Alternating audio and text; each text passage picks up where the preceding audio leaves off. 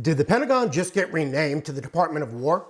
On September 5th, 2025, President Trump signed an executive order restoring the Department of War as a secondary title for the Department of Defense. In under 3 minutes, I'll clarify what actually changed, what didn't change in law, and what this means for business owners, government contractors, and to be frank, political junkies watching federal policy. Welcome to your 3-minute government contractor brief, where I'm going to cut through the noise and give you the government contracting news you can use to compete, win, and grow. Let's dive into it. First, what actually happened? Let's set that scene. President Trump signed an executive order restoring the Department of War as a secondary title for the Department of Defense. The order authorizes officials to use Secretary of War and Department of War and similar titles in official communications and ceremonies.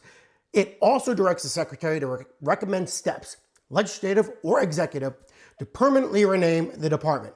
Keyword is it's secondary for now, but they want to make it primary.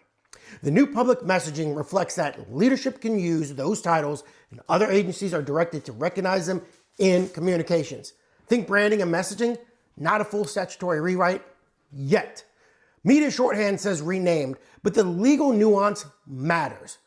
A permanent name change will require Congress. The directive makes Department of War a secondary title.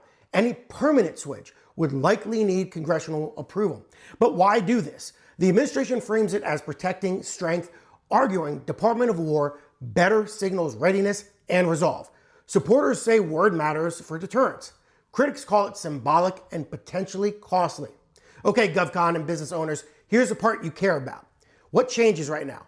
Title, branding, and communications. Expect Department of War in speeches, press releases, some websites, and even possibly solicitations. What hasn't changed? Well, statutes, appropriations, and the agency name in law remains Department of Defense, unless Congress acts. Treat the new titles as non-statutory branding for now. Let's get into your bids, your proposal mechanics. Use the exact agency name shown on your solicitation and follow your contracting officer's instructions. Don't alter your SAM.gov registration or identifiers because of headlines. This also includes your searches and your algorithms to go and find solicitations.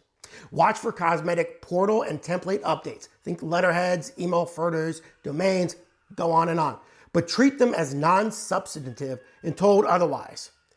If you sell into defense, anticipate shifts in RFI, RFP language around lethality, readiness, and offense.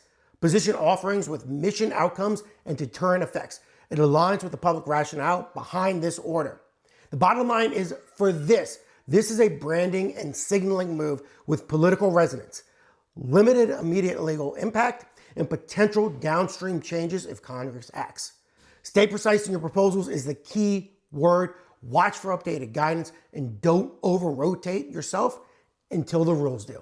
If you found this useful, hit that subscribe button. Please share with your colleagues and others. Get the word out. I'll update you all when it shifts from a secondary title to the Department of War, if it goes as far, actually becoming the new name for the Department of Defense. Stay tuned.